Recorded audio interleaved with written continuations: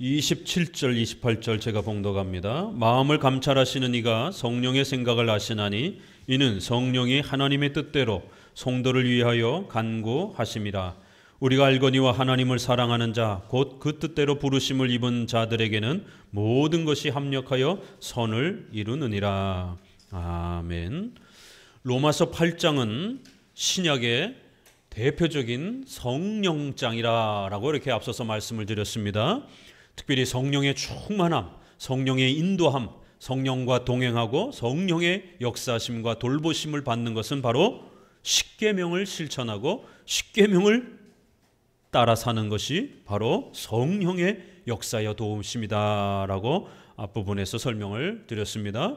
절대로 우리 개혁주의 장로교가 말하는 성령의 역사와 인도하심, 또 성령의 충만하심이란 쓰러지고 감정을 주체할 수 없이 그렇게 떨고 이러한 형태의 신비주의적이고 미신적인 그러한 모습이 아니라 십계명을 우리의 전 인격을 다해서 순종하면서 우리의 전 인격이 성장해가는 것이 바로 성령 충만하며 또 거룩함으로 성화되어져 가는 모습이다라고 말씀을 드렸습니다.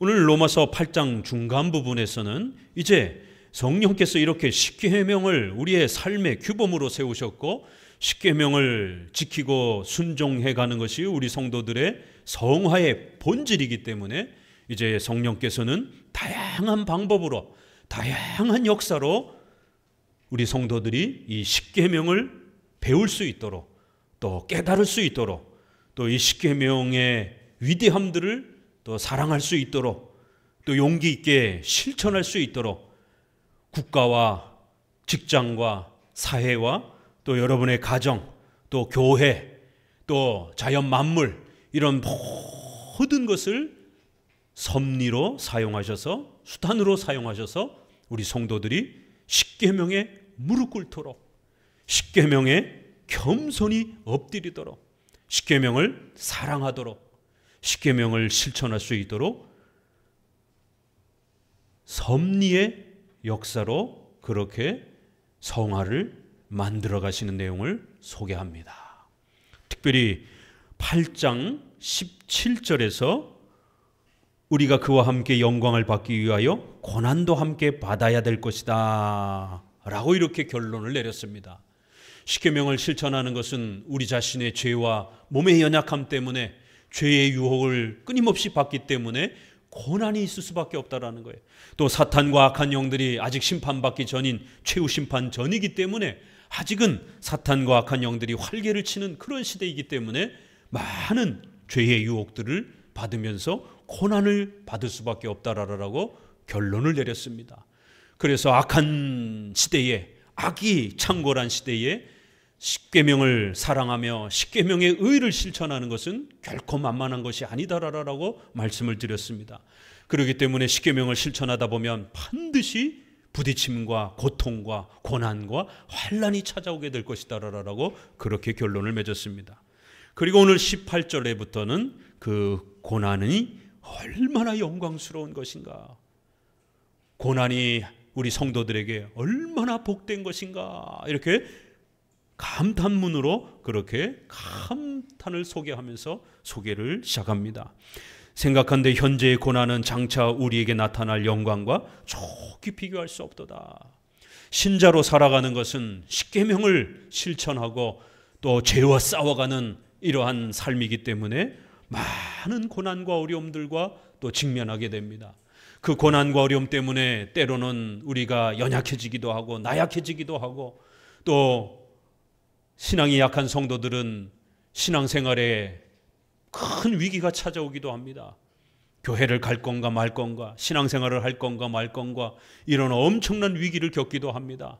이렇게 십계명을 따라 신자로서 살아간다라고 하는 것은 고난을 겪으면서 사탄과 악한 영들의 엄청난 공격을 감수하면서 또 내 자신의 죄악과 끊임없이 싸워가면서 살아가야 하는 이러한 고난의 삶이라는 것이에요. 그렇지만 절대로 낙심하거나 좌절하지 말라라는 겁니다. 십계명을, 하나님의 뜻을 실천하기 위해서 겪는 고난은 우리의 죄를 짓는 그런 고난 속에서 세워지는 것이 아니라 하나님의 뜻을 지키려고 하다가 겪는 고난이기 때문에 그러한 고난은 아주 영광스러운 것이다라는 거예요. 하나님의 나라에 최종적으로 완성되어질 때 그런 고난의 열매들이 쌓이고 쌓여서 우리 성도들을 천국과 그 영생의 최후의 삶 속에서 가장 영광스럽게 또 그렇게 또 열매로 맺어줄 그러한 수단들이다라고 이렇게 외칩니다. 고난은 눈물이 나고 힘든 겁니다. 그렇지만 절대로 좌절하지 말라라는 거예요. 절대로 낙심하지 말라라는 거예요. 고난 때문에 신앙을 포기하거나 교회 생활을 중단하거나 하지 말라라는 겁니다. 고난은 지극히 당연한 것이라는 거예요. 그렇지만 그 고난은 결코 나쁘거나 우리를 힘들게 하는 것이 아니라 우리가 장차 얻게 될 그 영광스러움을 차곡차곡 준비해가는 수단들이라는 거예요. 하나님은 이 고난을 통해서 우리의 죄를 꺾어내신다라는 거예요. 십계명을 싫어하고 십계명을 불편하게 여기는 아직 신자이지만 전인격이 아직은 성화되지 않은 우리 몸의 연약함과 죄악된 이 욕망들이 아직은 남아있는 거예요. 그래서 하나님께서는 바로 고난과 아픔들을 이용하셔서 우리의 이 죄된 욕망들을, 십계명을 싫어하고 죄악을 더 사랑하려고 하는 우리의 이 나쁜 욕망들을 꺾어내시려고 한다는 거예요. 바로 이 고난은 장차 우리에게 주어질 이 영광스러움을 만들어가는 하나님의 위대한 섭리의 도구요 수단이다라고 이렇게 아주 멋있게 외칩니다. 오늘날 기복주의, 신비주의, 경건주의 신앙이 왜 문제가 있고 비성경적이냐면 성경은 이렇게 엄청난 고난을 우리에게 소개하고 성도들을 고난으로 초대를 합니다. 신자의 삶이란 고난의 삶이라는 거예요. 이 땅에 살아가는 동안은 최후의 영광스러운 몸을 우리가 받기 전까지는, 우리가 죽어서 평안함을 누리기 전까지는, 또 최후 심판을 통하여 악의 모든 세력이 없어지고 천국의 영생을 얻는 그 전까지는 고난의 이 삶을 각오해야 된다는 거예요. 그런데 기복주의는 이 땅에 고난이 없는 것처럼, 마치 죽어서 천국의 영생에 누리는 것이 별 의미가 없는 것처럼, 이 땅에서 잘 먹고 잘 사는 것이 천국이요, 그것이 구원인 것처럼 온갖 잘 먹고 잘 사는 부귀영화와 번영신앙을, 기복주의 신앙을 쏟아놓고 있는 겁니다. 이건 기독교가 아닙니다. 성경은 조금만 읽어도 성도들이 얼마나 많은 고난들을 겪는지를 소개합니다. 우리가 창세기를 읽으면서 아브라함, 이삭, 야곱의 생애를 읽습니다. 오늘 읽었던 야곱의 생애, 야곱이 바로 앞에 나가서 어떻게 사셨습니까? 라고 물으니까 뭐라고 그래요? 내 인생이 나그네와 같은 삶이었다 라고 이렇게 고백을 합니다. 나뿐만 아니라 우리 선조들도 나그네처럼 정처 없이 집도 없이 그렇게 떠돌아다니면서 엄청난 고난과 눈물과 아픔의 삶을 살았다라고 이렇게 고백을 합니다. 아브라함과 이삭과 야곱이 떵떵거리면서 부자로 사는 게 아닙니다. 오늘 로마서 8장을 통해서도 다시 한번 성령 충만함이란 하나님의 전능하심으로 우리를 도우시는 성령의 충만하심과 성령 하나님께서 우리와 함께 하시고 우리 안에 거하시며 우리와 동행하시는 이러한 성령의 강력한 역사는 까무러치고 쓰러지는 게 아니라 고난을 받는 것이다라는 거예요. 십계명을 끌어안고 눈물을 흘리면서 십계명에서 멀어지지 않기 위하여, 십계명을 포기하지 않기 위해서 눈물을 뚝뚝 흘리면서 이 십계명을 끌어안고 아파하는 것, 그럴 때에 성령 충만함이, 십계명을 사랑하는 강력한 사모함들이, 또 신앙의 확신이 풍성하게 세워져 간다는 것이에요. 그래서 오늘은 이렇게 왜 하나님이 고난을 사용하는가? 잘 먹고 잘 사는 부귀영화로 우리의 신앙을 인도하시면 안 될까? 왜 하나님은 성도들의 삶을 고난으로 그렇게 만들어 가시는가? 왜 고난으로 성도들의 성화를 만들어 가시는가? 고난이 너무 힘든 거예요. 싫은 겁니다. 그건 누구나 버거운 거예요. 그런데 하나님은 유독 고난을 선택해서 우리 성도들의 성화를 만들어 가신다는 거예요. 적어도 신자가 되려고 한다라면, 특별히 이제 세례를 준비하고 있는 분도 계십니다. 신자가 된다라고 하는 건 부자가 되는 게 아니에요. 하나님의 자녀가 되고 죄사함 받는 것이라는 거예요. 의인이 되는 겁니다. 의인이 되면 이 땅에서 고난을 각오해야 된다라는 거예요. 오늘 본문을 통해서는 성령의 역사로, 섭리의 수단으로 왜 고난을 사용하시는지에 대한 하나님의 놀라운 계획을 우리가 배우게 됩니다. 우리 성도들이 고난을 겪는 여러 이유들이 있다라고 말씀을 드렸습니다. 자, 성화와 섭리를 배우는 겁니다. 성화와 섭리의 관계를 잘 이해하시라는 거예요. 섭리교리가 오늘 아주 많이 소개가 되어지고, 특별히 그 유명한 로마서 8장 28절에 그 뜻대로 부르심을 입은 자들에게 모든 것이, 우리가 길을 가다가 돌불에 걸려 넘어지며 그렇게 아주 우연찮게 우리 인생에 주어지는 아주 작고 사소한 일부터 우리 인생을 지배하고 바꿀 수 있는 엄청난 변화까지, 가장 작은 것에서 가장 큰 것에 이르기까지 모든 것이 우연이 없고 하나님의 도우심 속에 그 모든 것이 합력하여 우리 성도들을 성화시키는 도구로 사용된다는 거예요. 이 유명한 섭리에 대한 고백입니다. 신약에서 나타나는 섭리의 유명한 교리입니다. 이 섭리의 유명한 교리가 어디서 나타나요? 성화에서 나타나고 있는 거예요. 그래서 오늘은 계속해서 성령께서 섭리의 역사로 고난을 우리 성도들의 삶에 어떻게 사용하시고자 하시는지를 잘 배워가시기 바랍니다. 자, 섭리와 관련해서 우리 성도들이 고난을 겪는 경우가 있습니다. 섭리란 극히 작은 것에서 가장 큰 것에 이르기까지 하나님께서 모든 것을 통치하신다. 우리의 실수와 죄악 가운데, 또 우리의 선한 행실 가운데, 또 이 땅에 존재하는 사탄과 악의 존재까지, 또 선한 존재까지, 자연의 피조물까지 전 역사를 하나님이 지배하시고 다스린다라는 거예요. 바로 하나님의 다스림을 한문으로 우리가 섭리 이렇게 표현을 합니다. 하나님의 절대 주권적인 통치를 한마디로 섭리 이렇게 표현하는 겁니다. 비록 하나님은 사탄을 만들진 않았습니다. 사탄도 자신의 의지로 범죄한 것이에요. 하나님은 아담에게 죄를 범하라고 등 떠민 건 아닌 것이에요. 아담 스스로 범죄한 것이에요. 그러나 그 악이 발생되어지고 그 악이 생겨지도록 그 모든 역사를 지배하고 다스리는 것은 하나님의 허락하심이 아니고서는 절대 일어날 수 없다는 겁니다. 그래서 우리가 이 죄와 하나님의 절대 주권 통치를 어떻게 절묘하게 말을 해야 되는가? 하나님의 절대 주권을 강조하다가 죄까지도, 사탄까지도 하나님이 만들었다, 이렇게 너무 세게 말하게 되면 하나님이 악한 신이 되어버리는 겁니다. 그러나 또 반대로 하나님의 절대 주권을 포기하고 우리 인간이 죄를 진 거다, 사탄이 괴롭히는 거다, 우리 인간의 손에 모든 책임이, 역사가 달린 것이다, 하나님은 지켜만 보신다, 이렇게 인간의 의지를, 사탄의 그러한 공격을, 힘을 너무 세게 말하게 되면 하나님은 무능력한 신이 되어버립니다. 그래서 하나님의 절대 주권을 분명히 강조하면서도 사탄과 인간의 죄에 대한 책임을 분명히 서로 조화를 맞춰서 말하는 방식을 잘 우리 선조들은 허용적 작정, 인간의 의지의 자유로움은 허용하셨다라는 거예요. 그러나 그 모든 활동은 하나님의 허락하심이 아니고는, 하나님의 절대 주권적인 다스림이 아니고서는 이 땅에 그 어떤 것도 일어날 수 없다라는 겁니다. 비록 우리 인간의 이성으로 이해할 수 없지만 성경은 이렇게 인간의 죄와 사탄의 악한 활동 모든 것까지, 비록 하나님이 악을 만드시는 분은 아닐지라도 그 악을 통치하시는 전능하신 분이라는 거예요.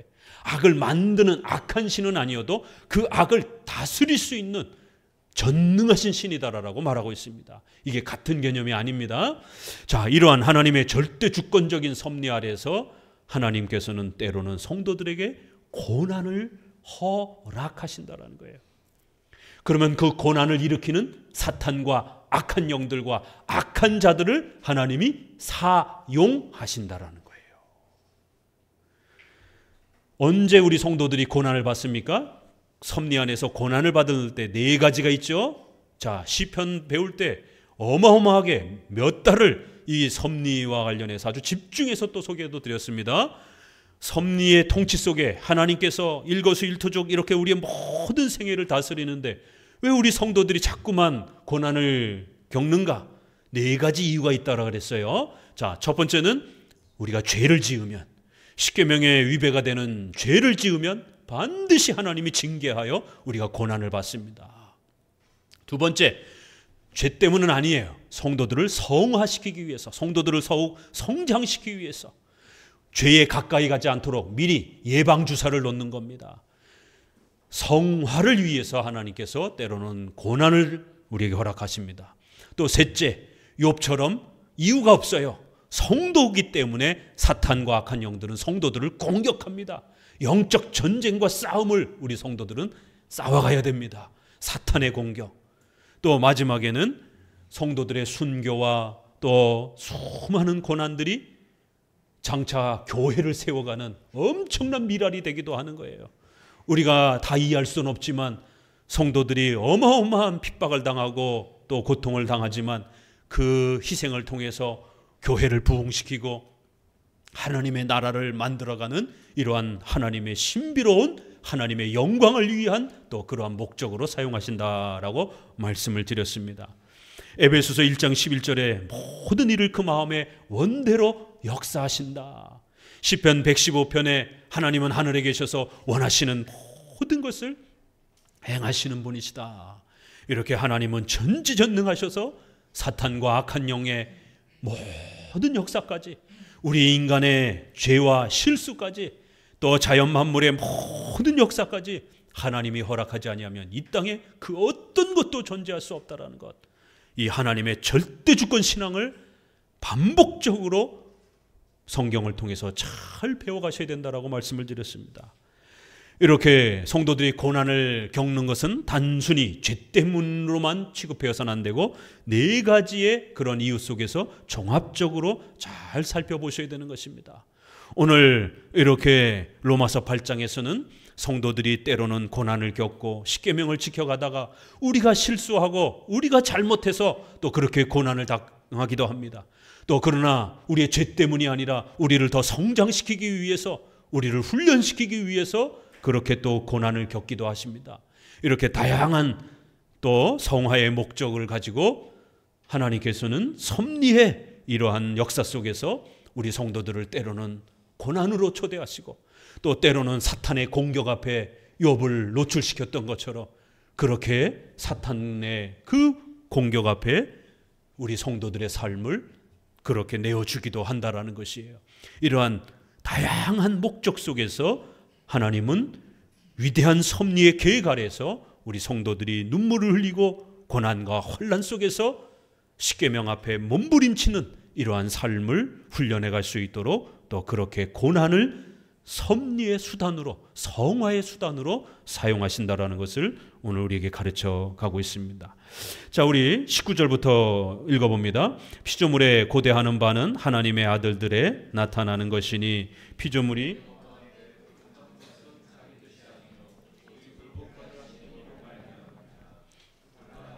피조물도 썩어짐의 종노릇한 데서 해방되어 하나님의 자녀들의 영광의 자유에 이르는 것이니라.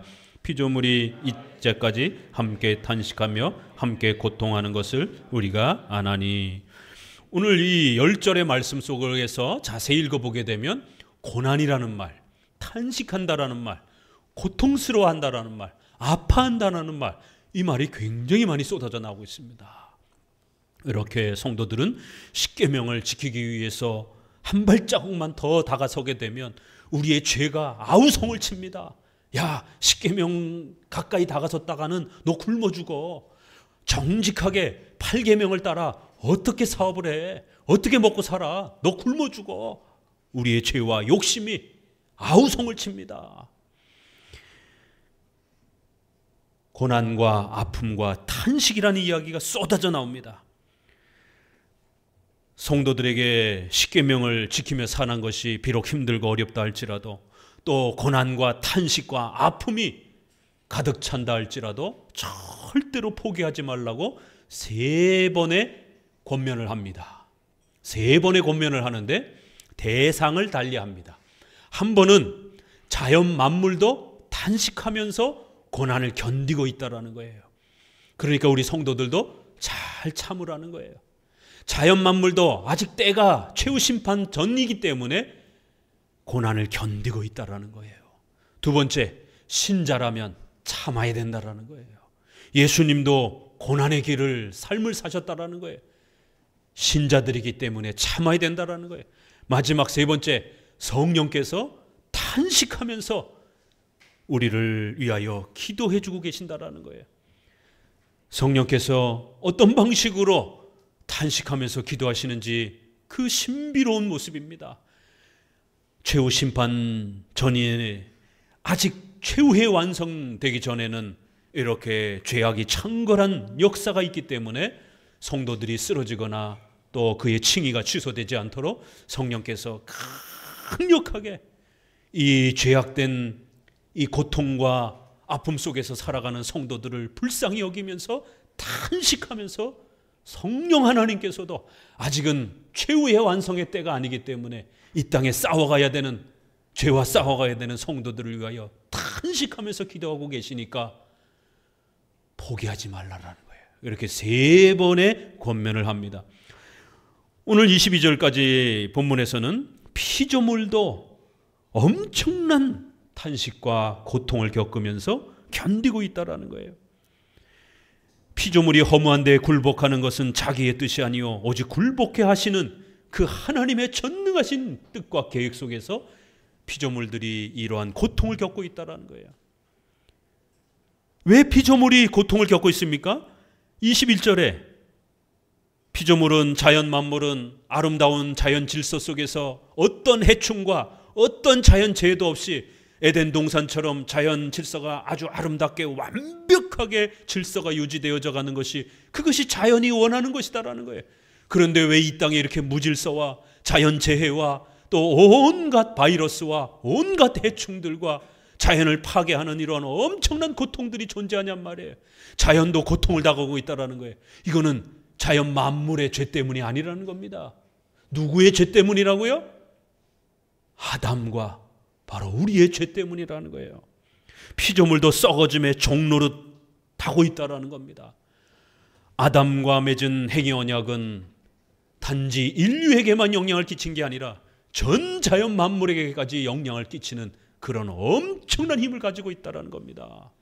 그래서 아담이 죄를 범했을 때에 결국 우리 인간만 정죄와 형벌을 받은 게 아니라 인간이 살아가야 되는 그 삶의 터전인 자연 만물까지도 그 형벌의 열매들을 받게 되었다라는 거예요. 그래서 자연이 무질서해지고 온갖 바이러스와 온갖 자연재해들을 통해서 또 인간이 또 자연을 파괴하는 이런 엄청난 고통들을 통해서 자연이 만약 인격체라면 어마어마한 고통을 겪고 있다는 거예요.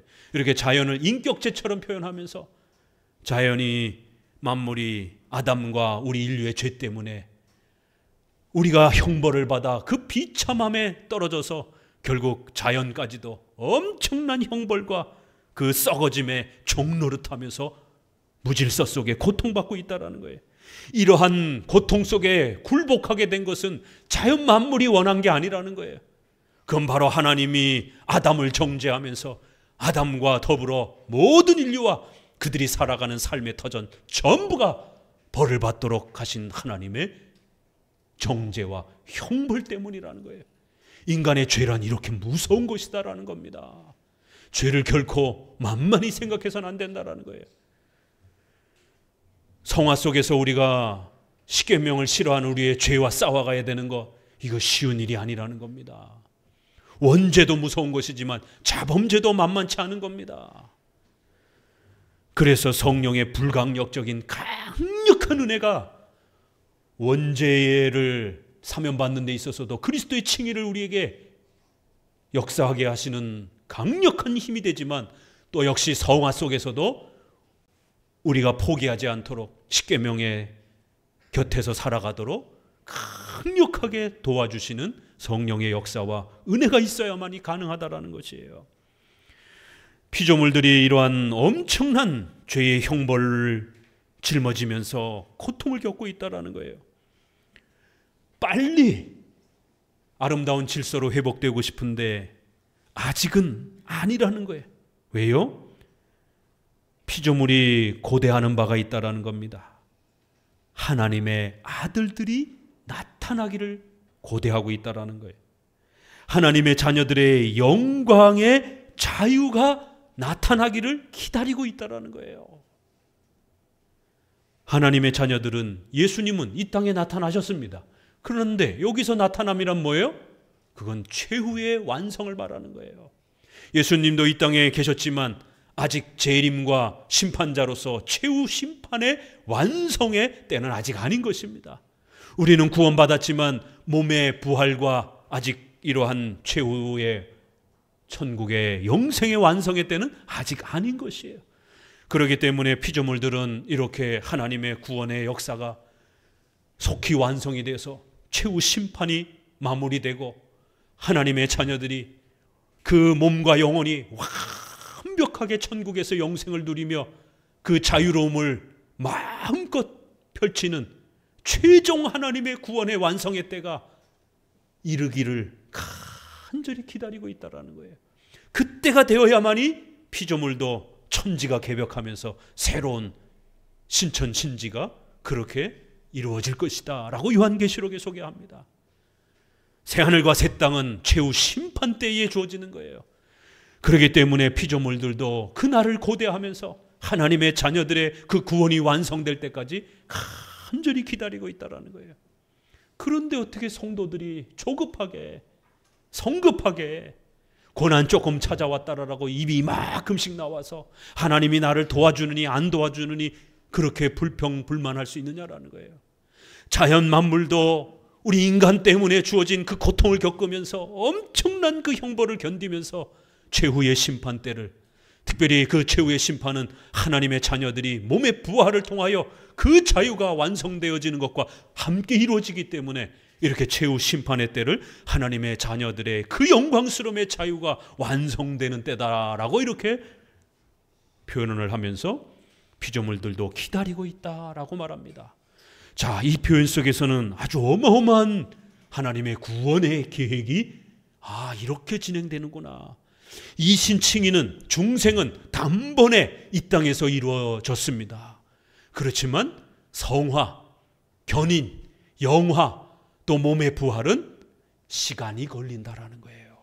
하나님의 거대한 구원의 계획과 창조와 섭리의 거대한 역사는 시간이 필요하다라는 것을 우리가 알 수가 있습니다. 하나님의 창조와 종말의 역사는 단번에 끝나는 게 아니라는 것이에요. 특별히 우리 인간의 구원은 이렇게 단번에 이루어지는 중생과 칭의의 구원의 은혜도 있지만 시간을 필요로 하는, 우리가 죽어야 자유케 되는 그러한 시간이 필요하는 하나님의 구원의 계획들과 이런 과정들이 있다는 것을 우리는 배우게 됩니다. 절대로 세례받았다고 해서 부자가 되고 이 땅에 그 어떤 욕심도 느끼지 않는 완벽한 몸의 부활의 상태가 되는 게 절대로 아니라는 겁니다. 성화, 견인, 영화, 몸의 부활을 받기까지는 좀 더 기다리셔야 된다는 거예요. 하나님의 구원의 계획이 그렇게 시간과 과정을 이루어가면서 완성해 가시는 것이다라는 거예요. 그래서 사탄과 악한 영들도 아직은 심판하지 않고 내버려 두시는 것이다라는 거예요. 하나님이 무능력해서 우리 성도들을 괴롭히는 악의 세력들을 그냥 내버려 두는 게 아니라는 겁니다. 아직은 때가 안 됐다라는 것이에요. 고난이란 두 가지 이유 때문에 온다라는 것을 우리가 배우는 겁니다. 하나는 우리의 몸의 부활이 아직 이루어지지 않았다라는 것. 그래서 우리는 몸의 연약함 속에서 죄의 유혹을 받는 거예요. 우리의 죄 때문에 고난과 어려움을 겪는다라는 겁니다. 또 하나는 하나님의 구원의 계획의 시간 과정 속에서 최후 심판의 때가 아직 도달하지 않았다라는 거예요. 그렇기 때문에 이 땅엔 아직 사탄과 악의 세력들이 창궐하다라는 겁니다. 이런 하나님의 거대한 구원의 계획이 진행 중에 있기 때문에 성도들은 고난을 받으며 사탄과 싸워가야 되는 그 삶이 있다라는 것입니다. 이렇게 23절에 가게 되면 이제 몸의 부활의 구속을 기다린다 이렇게 표현하고, 그러니까 우리 성도들이 25절에 소망 중에서 기다려야 된다라고 한 번 더 전진을 합니다. 로마서 다음 23절부터 읽어봅니다. 이뿐 아니라 또 우리 곧 성령의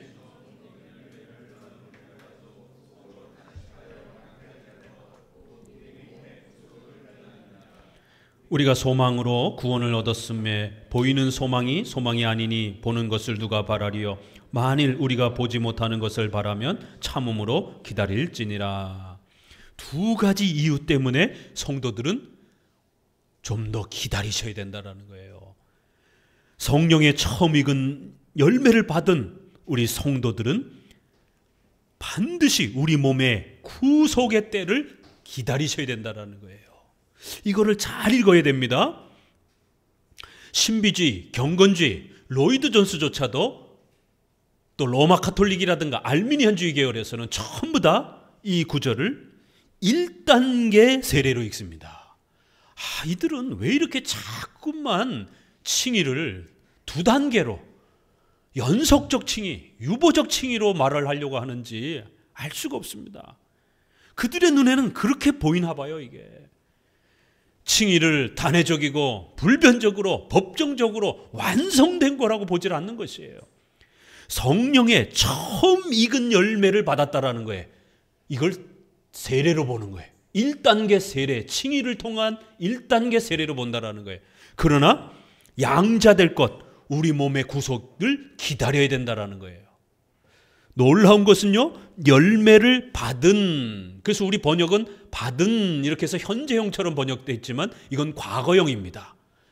받았던 이렇게 표현을 해야 돼요. 그러나 양자 될 것, 우리 번역에도 리을을 붙이면 미래형이 됩니다. 이것은 미래형이에요. 그래서 한편은 성령의 처음 익은 열매를 받았고 과거형으로 표현했고, 그러나 양자 될 것은 남아있다 이렇게 미래형으로 표현하고 있습니다. 이거 어떻게 읽을 겁니까? 그래서 저들은 칭의와 관련해서 이거를 1차 칭의는 세례 형태로 받았고, 그러나 그걸로 완성이 되는 게 아니라 반드시 로마 가톨릭과 알미니안주의자들은 우리의 선행을 통해서 칭의를 완성시켜야 된다는 거예요. 2차 양자가 되는 칭의는 아직 이루어진 게 아니라는 거예요.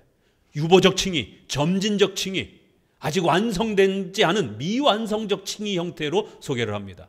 그러나 신비주의, 은사주의자들은 능력 세례로, 제2성령 세례로 이렇게 또 뒷부분을 해석합니다. 양자가 될 것, 우리 몸에 강력한 그런 부흥의 체험, 이렇게 해석을 합니다. 성령의 기름 부으심의 때는 남아있다라는 거예요. 그거는 반드시 성도들이 더 강력한 선행과 더 강력한 경건 생활을 통해서 열심히 기도하고 신앙의 결단을 통해서 그러한 부흥의 체험, 능력의 세례를 받아야 된다는 거예요. 그러한 능력의 세례를 받지 않으면 신자로서 취급될 수 없다라는 거예요. 이렇게 해석을 합니다.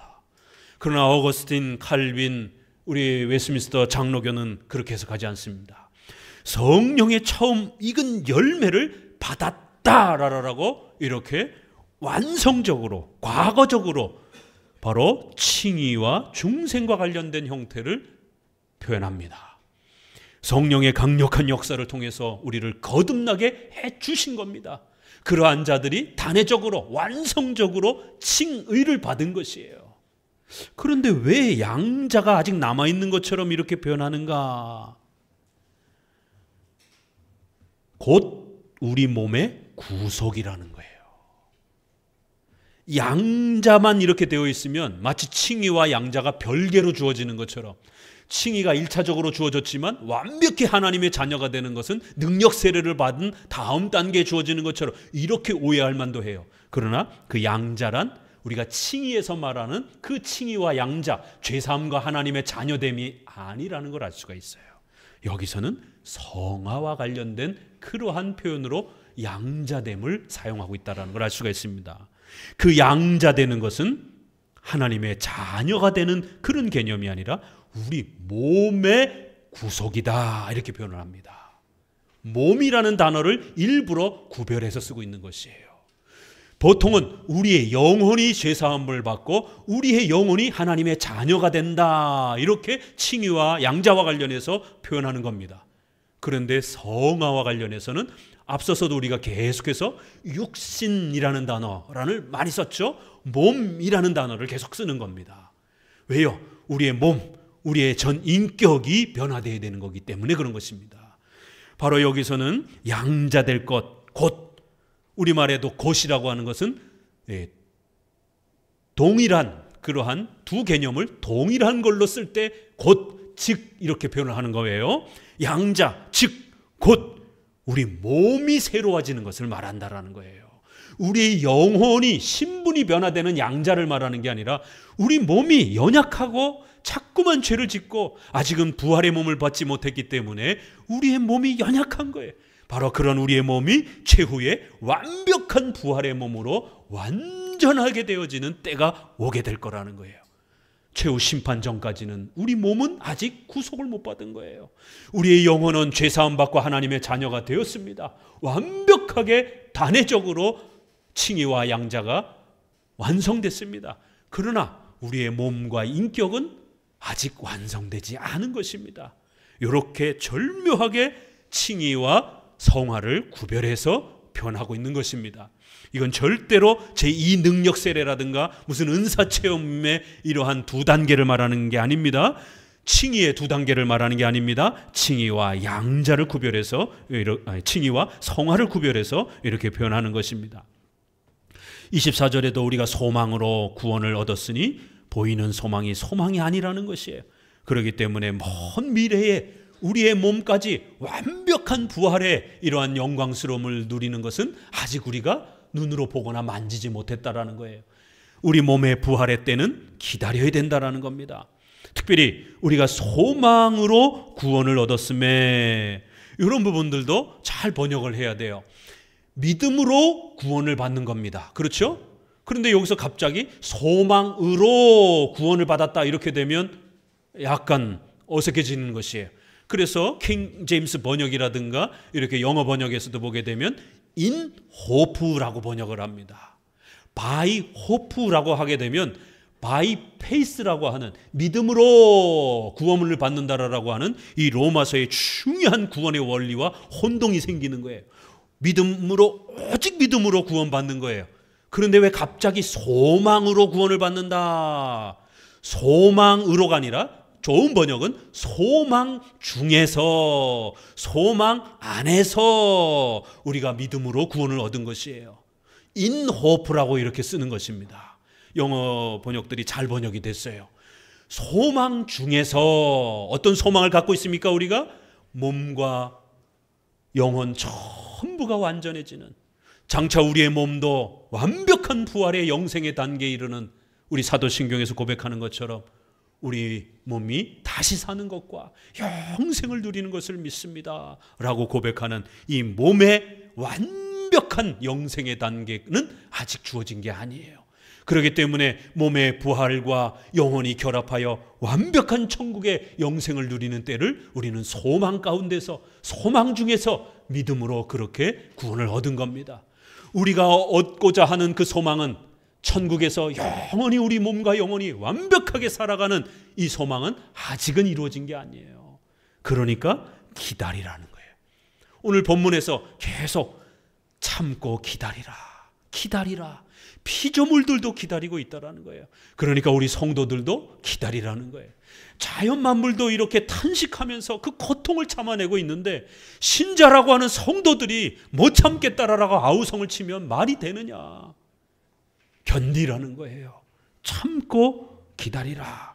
근데 이 또 영어 번역에는 우리 헬라어에도 있는데 우리 번역에는 그거를 좀 뺐어요.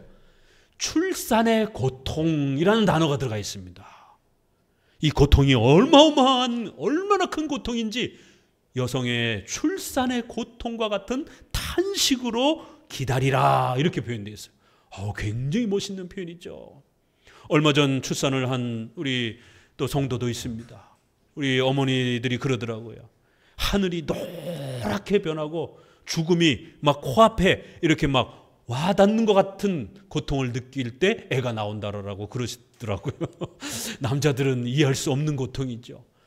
정말 생명이 좌우되는 그런 엄청난 그런 고통, 이 세상에서 그 어떤 고통으로 비교할 수가 없는 거예요. 그래서 우리 성도들이 성화 속에서 십계명과 함께하는 고통을 뭐라고 표현했느냐 하면 출산의 고통이다 라고 이렇게 표현을 한 거예요. 성도들은 참고 견디라는 것이에요. 베드로전서 4장 12절에도 보니까 사랑하는 자들아 너희를 시련하려고 오는 불시험을 이상한 일 당하는 것 같이 이상히 여기지 말고 오직 너희가 그리스도의 고난에 참여하는 것을 즐거워하라. 이는 그의 영광을 나타내실 때에 너희로 즐거워하고 기뻐하게 하려 함이라. 너희가 그리스도의 이름으로 욕을 받으면 복이 있는 자로다. 영광의 영 곧 하나님의 영이 너희 위에 계심이라. 십계명을 끌어안고 고난을 받을 때 성령께서 여러분과 함께 계신다라는 거예요. 부흥 체험한다라고 하면서 무슨 은사 달라라고 쓰러지고 떼굴떼굴 굴를 때 거기에 성령의 역사가 임하는 게 아니라는 거예요. 십계명을 끌어안고 눈물을 뚝뚝 흘릴 때에 성령의 역사, 하나님의 영광의 영이 너희 위에 계실 것이다. 만일 그리스도인으로 고난을 받은 즉 부끄러워 말고 도리어 그 이름으로 하나님께 영광을 돌리라. 전도서 3장 1절에 섭리와 관련해서 제가 늘 소개하고 또 즐겨 좋아하는 말씀이 있습니다. 전도서 3장 1절에 범사의 천하의 범사가 다 기한이 있고 모든 목적이 이룰 때가 있다. 우리 삶에 일어나는 모든 범사가 다 때가 있다라는 거예요. 지금 우리 성도들 중에 암으로 또 이렇게 고통받는 성도도 있고 또 질병의 이유를 알 수 없는 치료 방법을 알 수 없는 그런 고통으로 고난받고 있는 성도도 있고 재정의 이러한 또 어려움으로 많은 고난을 겪는 성도도 있고 4년이 넘도록 재판에 이러한 엄청난 고통을 겪는 성도도 있습니다. 도대체 이 고난이 언제 끝나느냐라는 것이에요. 하나님의 섭리를 배우면 배울수록 우리가 시편 40편에 41편에 고백하는 것처럼 사슴이 시냇물을 찾듯이 성도들이 그 하나님의 도우심을 목말라 하면서 그렇게 갈망하며 하나님의 도우심이 언제 있느냐, 내 영혼이 낙심하며 낭망하나이다. 얼마나 힘든지 다윗도 그렇게 고백을 합니다. 우리가 섭리를 시편을 통해서 배울 때 가장 많이 나왔던 단어가 뭐예요? When? 언제까지? 하나님 도대체 언제까지 이 고난을 겪어야 됩니까? 우리는 고난이 없으면 좋겠어요. 또 고난이 빨리 끝났으면 좋겠어요. 이걸 이용해서 기복주의가 파고드는 겁니다. 그러나 성경은 하나님의 때를 기다리라는 거예요. 범사에 기한이 있고 모든 목적은 다 그것을 이룰 때가 있다라는 겁니다. 그리하여 날 때가 있고 죽을 때가 있고 심을 때가 있고 뽑을 때가 있고 죽일 때가 있고 치료시킬 때가 있다라는 거예요. 눈물 흘릴 때가 있고 기쁠 때가 있다라는 거예요. 하나님이 우리를 고통스럽게 질병으로 죽일 때가 있다라는 겁니다. 그러나 또 하나님이 우리를 치료하실 때가 있다라는 거예요. 우리가 원하는 만큼 원하는 때에 빨리 치료되지 않는다 할지라도 기다리시라는 거예요. 그 질병이 어느 때에 치료될지 어느 만큼 치료가 될지 그것도 하나님의 섭리 속에서 하나님이 결정하는 겁니다. 이게 하나님의 절대 주권을 섭리를 고백하고 신뢰하는 신앙이라는 것이, 신앙이란 우리의 인생 전부를 하나님께 의탁하는 거예요. 예수 그리스도께서 우리를 구원해 주셨기 때문에 이제 우리는 하나님의 자녀가 되어 하나님을 우리의 주님으로 섬기는 겁니다. 내가 주인이 아니라 하나님이 우리 인생의 주인임을 고백하는 거예요. 그러면 하나님께서 우리 인생을 다스려 가실 때에 우리가 십계명에서 멀어지지 않도록, 때로는 우리가 죄를 지을까 봐 하나님께서 우리에게 고난의 때를 주시는 겁니다. 어떤 사람은 질병으로, 어떤 사람은 재정 때문에, 어떤 사람은 또 가족들과의 관계 때문에, 어떤 사람은 또 국가와 사회에 이런 어떤 고난과 아픔을 겪는 겁니다. 그런 회초리와 가시를 이용해서 우리의 죄를 끊어내는 거예요. 죄에 대해서 아예 쳐다도 못 보도록 우리의 마음을 끊어내시는 겁니다. 죄가 찰거머리처럼, 강력한 본드처럼 우리 마음에서 그렇게 잘 안 떨어집니다. 그래서 이 고난이라고 하는 엄청난 섭리의 수단을 통해서 우리의 약한 욕심을 끊어내는 겁니다. 그러한 때가 완성이 돼야 되는 거예요. 그러한 때가 무르익어야 되는 거예요. 아직 회복되지 않는다 할지라도 하나님이 무능력해서 안 도와주시는 것처럼, 내가 구원받지 못해서 하나님이 안 도와주시는 것처럼 이렇게 낙심하거나 절망하시면 안 됩니다.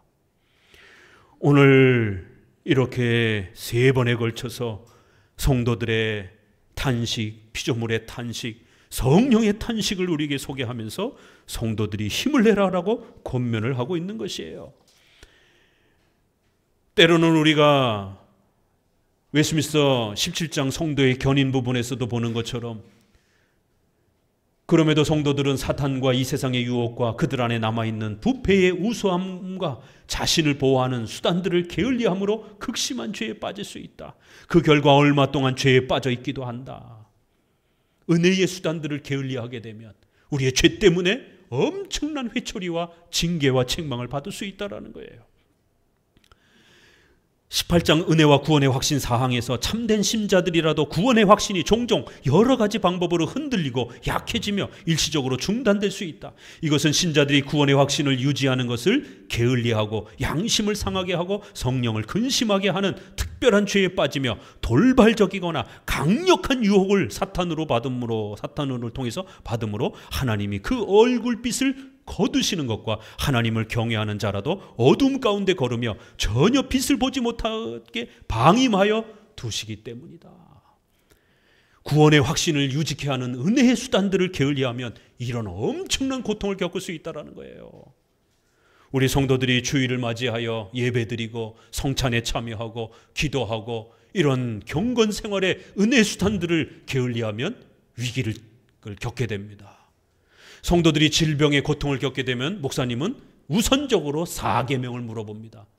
또 그 다음에 질병과 관련되어 있기 때문에 혹시라도 6계명에 어떤 문제가 없는지 살펴봅니다. 어떤 성도들이 목사님 왜 하는 일마다 이렇게 자꾸만 경제적으로 어려움을 당하죠?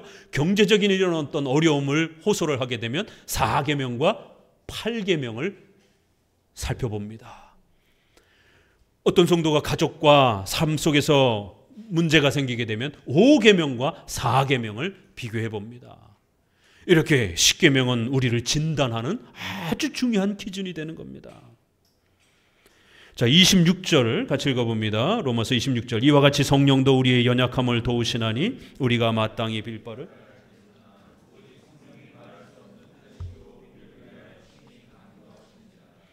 마음을 감찰하시는 이가 성령의 생각을 아시나니 이는 성령이 하나님의 뜻대로 성도를 위하여 간구하심이라.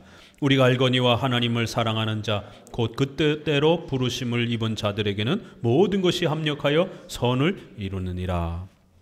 마지막은 성령 하나님께서 말할 수 없는, 말로 표현할 수 없는 그러한 깊은 신비로움 속에서 우리 성도들을 위하여 탄식하고 계신다라는 거예요. 성도들이 한평생 동안 신앙생활을 잘 해가도록 간절히 탄식하며 기도하신다라는 거예요. 이 땅에 악한 사탄과 악한 영들이 창궐한 이 죄악의 창궐함이 우리 성도들을 괴롭히는 것에 대해서 성령 하나님께서는 아주 분노하시면서 또 성도들을 불쌍히 여기시면서 탄식하면서 기도하신다라는 거예요. 우리가 예수님이 복음서에서 우리를 바라보면서 탄식하는 장면이 많이 나옵니다. 예수님이 우시는 장면도 많이 나옵니다. 우리들의 연약함을 보면서 안타까워하는 장면도 많이 나오십니다. 그리하여 그 유명한 히브리서 7장 25절에 이는 그가 항상 살아서 저희를 위하여 간구하심이라. 성도들이 쓰러지지 않도록 끊임없이 승천하시고 난 이후에도 우리를 위하여 간절히 그렇게 탄식하며 기도하신다라고 소개합니다. 그런데 성령께서 탄식한다라는 말은 참 성경에서 우리가 쉽게 보기 드문 그런 표현입니다. 구약에는 삼위 하나님, 한 하나님으로서 호세아서라든가 또 이런 데 보게 되면 내 백성을 아파하고 탄식한다, 내 백성이 나에게로 돌아오기로 간절히 바라며 아파한다라고 하는 그러한 표현이 있습니다. 한 하나님, 여호와께서 하나님이 탄식하신다, 이런 표현은 있습니다. 그런데 삼위와 관련해서 신약에서는 이렇게 아주 성령 하나님이 탄식하며 기도한다라는 건 아주 굉장히 놀라운 표현입니다. 그래서 이 표현을 어떻게 해석할 것인지에 대해서 종교개혁 때부터 500년 동안 많은 해석의 논쟁이 있습니다. 칼빈은 성령이 탄식한다는 건 좀 낯설기 때문에 성령께서 우리가 탄식하도록 우리의 마음에 감동을 주셔서 우리가 죄에 대해서 아파하고 또 십계명을 지키기 위하여 열심히 그렇게 아파하도록 성령의 충만함을 우리에게 주신다. 성령의 도우심으로 우리가 탄식하게 하신다, 이렇게 해석하기도 했어요. 그러나 많은 종교개혁자들의 또 유명한 분들은 이것을 성령으로 우리가 탄식한다라고 이렇게 성령의 도우심으로 수단으로 해석하기보다는 본문이 성령이라고 하는 이 주어를 너무 강력하게 쓰고 너무 많이 쓰고 있다라는 거예요.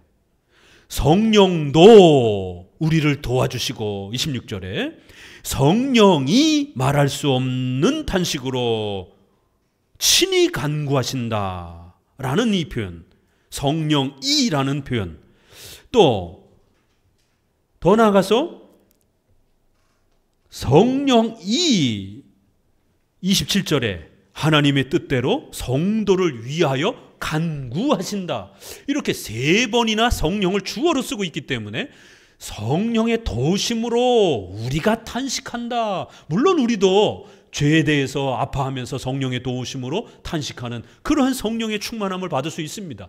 그런데 여기서는 그런 은혜를 포함하면서도 더 나아가는 거예요. 그래서 현대의 또 신약학자들도 이것은 칼빈의 설명도 포함하지만 직접적으로는 성령이 주어로 써야 된다라는 거 해석하는 많은 분들이 계십니다. 저도 주어로 해석하는 것이 훨씬 더 강력한 그러한 표현으로, 그래서 3번의 피조물도 탄식하고 있고 신자도 탄식하며 기다려야 되고 성령 하나님조차도 탄식하며 기다리고 계신다라는 거예요. 최후 하나님의, 삼위 하나님의 심판의 때가 완성되기 전까지 하나님도 이 세상을 바라보면서 죄에 대해서 분노하시고 그 죄가 사탄이 우리 성도들을 괴롭히는 것에 대해서 아파하시고 또 우리 성도들이 연약하여 눈물 흘리는 것에 대해서도 하나님도 아파하시면서 예수님이 우리를 위하여 우셨던 것처럼 제2보혜사 성령을 우리에게 보내주신다라고 예수님이 그렇게 말씀하셨기 때문에 얼마든지 제1의 보혜사이신 예수님이 아파하시고 우셨던 것처럼 제2의 보혜사이신 성령님께서도 우리와 늘 함께하면서 성령 하나님이 아파하시는 것이, 성령 하나님이 탄식하시는 것이, 우리가 성화의 삶 속에서 어떻게 해야 될지 몰라서 너무 아파서 질병이 아직 치료되지 못해서 신음소리를 내면서 신앙이 힘들어질 때, 우리의 죄 때문에 넘어질 때에 우리가 이렇게 연약해서 오늘 본문에 보니까 우리의 연약함을 도우시나니, 우리가 힘이 있으면 성령이 도우실 필요가 없죠. 신인 협력주의가 그래서 비성경적인 겁니다. 칭의뿐만 아니라 성화에서도 우리의 의지와 능력으로 우리가 말 하나, 거짓말 하나 고치는 것, 약속 하나 성실하게 지키는 것, 이것도 우리의 힘으로 되는 게 아니라는 것이에요. 우리의 욕망과 싸워가야 되는 일이고 사탄과 악한 영들이 우리를 공격하는 이 죄와의 싸움 속에서 고쳐나가야 되는 거기 때문에 우리는 끊임없이 연약함에 무너진다라는 것이에요. 뭘 어떻게 기도해야 될지도 모른다라는 거예요. 기도조차도 제대로 못하는 때에 고난을 겪게 된다라는 거예요. 저도 중환자실에 이렇게 2번이나 죽을 고비를 겪으면서 누워보니까 기도조차도 제대로 안 나오더라고요. 우리의 연약함과 빌 바를 알지 못하는 그 좌절과 고통 속에 빠져 있을 때 성령께서 우리 안에, 우리와 함께 성령 하나님이 탄식하심으로 성부 하나님의 뜻대로 우리 성도들이 살아갈 수 있도록 강력하게 탄식하며 기도해 주신다라는 거예요. 비록 우리의 죄를 끊어내기 위하여 또 사탄과 악한 영들을 벌하시기 위하여 그들이 우리를 공격하는 것에 대해서 아직은 내버려 두는 겁니다. 그래서 최후 심판 때에 교회를 비판하고 공격했던 것에 대해서 더 엄히 벌하시기 위하여 수단과 도구로도 또 그렇게 사용하시는 거예요. 여러 목적 속에서 우리의 죄를 끊어내기 위하여 또 때로는 사탄을 벌하기 위해서라도 우리가 고난받는 것을 하나님은 아직은 허락하실 수 있다라는 거예요. 그렇지만 그 모든 것이 합력하여 선을 이루는 하나님의 위대한 섭리의 역사로 펼쳐져 간다라는 겁니다. 고난은 성화의 수단이며 섭리의 도구라는 사실을 명심하셔야 됩니다. 하나님의 주권과 섭리는 우리가 앞서 배웠던 성경에서처럼 또 하나님의 작정과 섭리 교리에서처럼 자연 만물과 우리의 일거수일투족 또 우리의 실수까지 우리의 죄까지 아담의 죄까지 사탄의 그러한 존재와 활동까지 하나님의 모든 주권과 작정과 섭리 안에서 존재한다라는 것. 하나님이 허락하시지 아니하면 그 어떤 일도 일어날 수 없다라는 것. 이거 외우셔야 됩니다. 섭리 교리와 관련해서. 여러분이 질병이 여러분을 죽일 것처럼 고통스럽게 할 때, 재정의 고통이 여러분을 죽일 것처럼 그렇게 위협을 할 때마다 섭리 교리를 기억해내셔야 됩니다. 섭리 교리가 여러분을 살릴 겁니다. 하나님이 허락하지 아니하면 이 세상에 그 어떤 일도 일어나지 않는다라는 것. 섭리 교리를 문장으로 설명하면 두 문장으로 설명될 수 있습니다. 하나님이 허락하지 아니하면 이 땅에 그 어떤 것도 일어나지 않는다라는 것. 두 번째, 만일 그 어떤 일이 여러분에게 발생됐더라면 하나님이 허락하셨기 때문에 일어난 거예요. 그러니까 그 어떤 일이 발생했더라면 하나님이 가장 좋은 것을 여러분에게 주신 겁니다. 그게 질병의 때라 할지라도, 그게 재정의 가난의 때라 할지라도, 그게 내 인생의 이 재판이라고 하는 엄청난 이 고통의 시간들을 겪는 때라 할지라도, 또 때로는 가정과 직장과 또 국가와 사회 속에서 고난과 핍박을 받는 그런 엄청난 고통이라 할지라도 하나님이 허락하여야만 일어나는 겁니다. 하나님이 허락하지 아니하면 이 땅에 그 어떤 것도 일어날 수 없다라는 것. 만약 어떤 일이 여러분에게 일어났다라면, 고난이 일어났다라면 가장 좋은 것을 주신 것이, 비록 우리 눈에 눈물 나고 힘들고 고통스러운 것이지만 또 때로는 우리의 죄 때문에 발생한 것일지라도 그 죄조차도 하나님은 사용하셔서 선한 것으로 바꾸어서 우리의 성화를 위해서 사용하시는 도구로 쓰신다라는 거예요. 이런 막강한 하나님의 절대주권과 섭리의 도우심으로 고난이라고 하는 이 수단을 성화의 도구로 사용한다라는 거예요. 모든 것이 합력하여 선을 이룬다. 얼마나 대단한 위로입니까? 여러분의 삶 속에 아주 작은 그 우연한 것 하나조차도 절대로 우연으로 일어나지 아니하고 하나님의 주권과 섭리 속에 우리 성도들을 성화시켜 가기 위한 섭리의 도구로 작동된다라는 거예요. 불평하지 마시라는 겁니다. 원망하지 마시라는 거예요. 하나님이 여러분들을 성화시키기 위한 가장 좋은 방식으로 고난을 사용하신다라는 거예요. 그래서 우리가 섭리를 아는 만큼 공포가 줄어듭니다.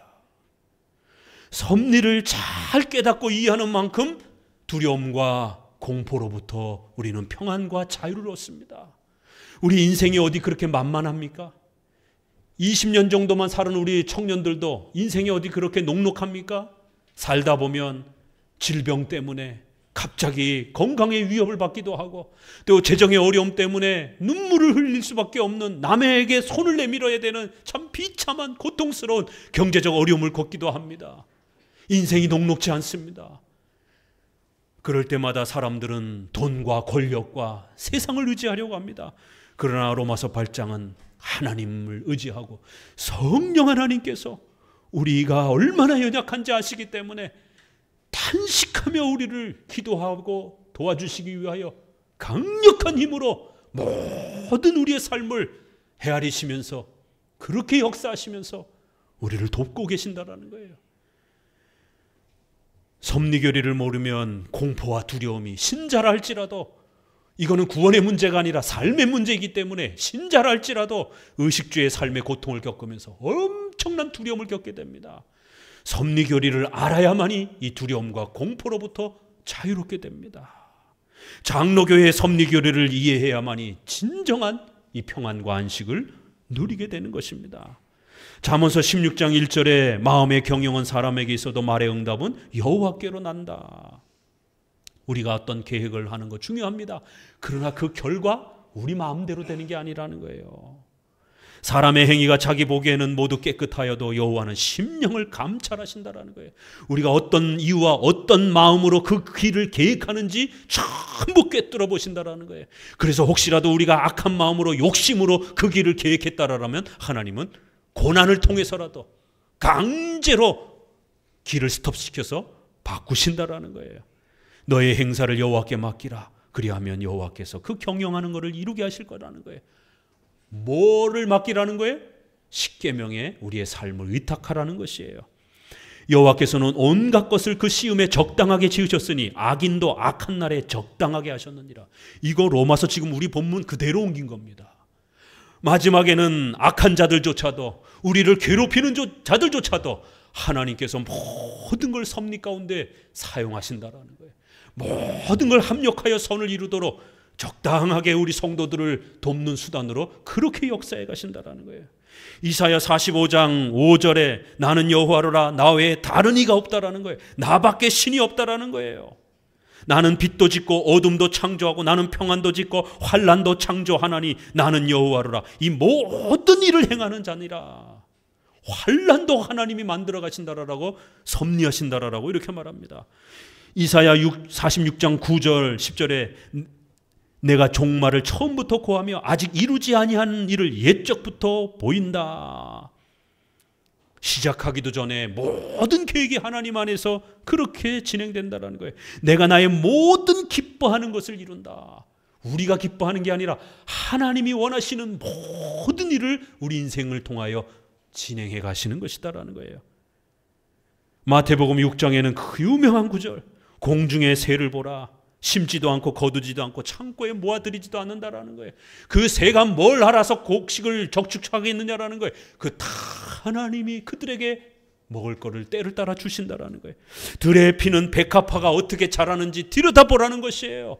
하나님의 섭리를 알고 싶으십니까? 공중의 새를 보시라는 거예요. 지나가면서 풀을 들여다보시라는 거예요. 하나님이 다 돌보심으로 이렇게 크고 있다라는 거예요. 피조물들도 탄식하고 기다리고 있다라는 거예요. 피조물들도 하나님의 섭리에 순응하며 살고 있다라는 거예요. 우리 성도들은 얼마나 더 귀하느냐라는 거예요.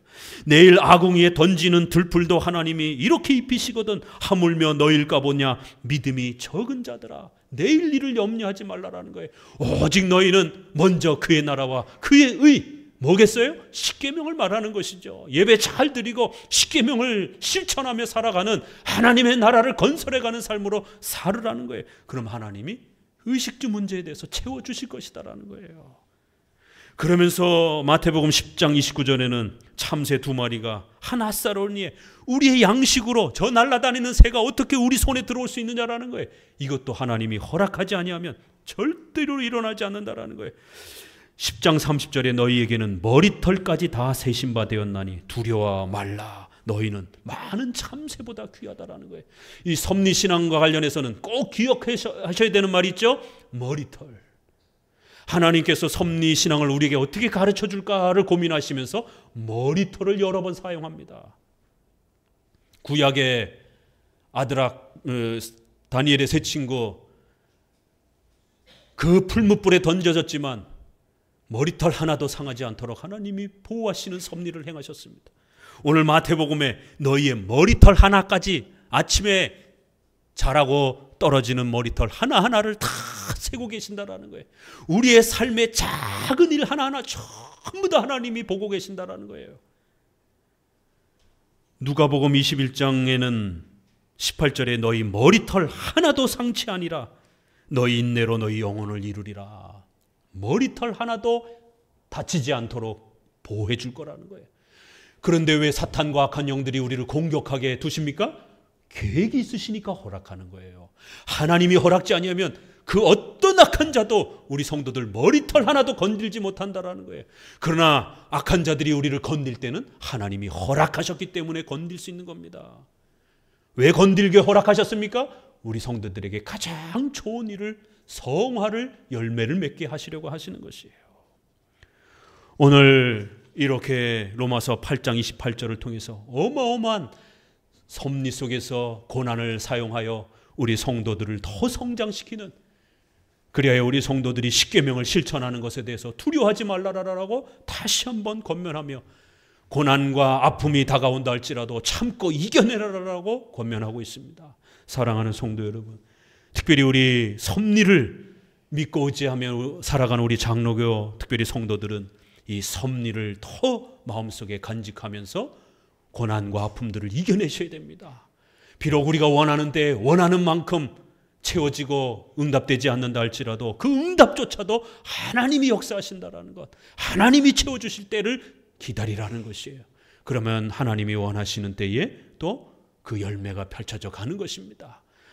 로마서 8장은 이렇게 세 번의 탄식을 우리에게 소개하면서 성화란 단번에 완성이 되는 게 아니라 우리가 죽을 때까지, 또 최후 심판의 완성 때까지 기다리면서 참고 기다리며 인내하면서 그렇게 살아가는 것이다라는 겁니다. 우리 모든 성도들이 이러한 성화의 또 성장을 이루어 가시기를 주의 말씀으로 권면을 드립니다. 기도합니다.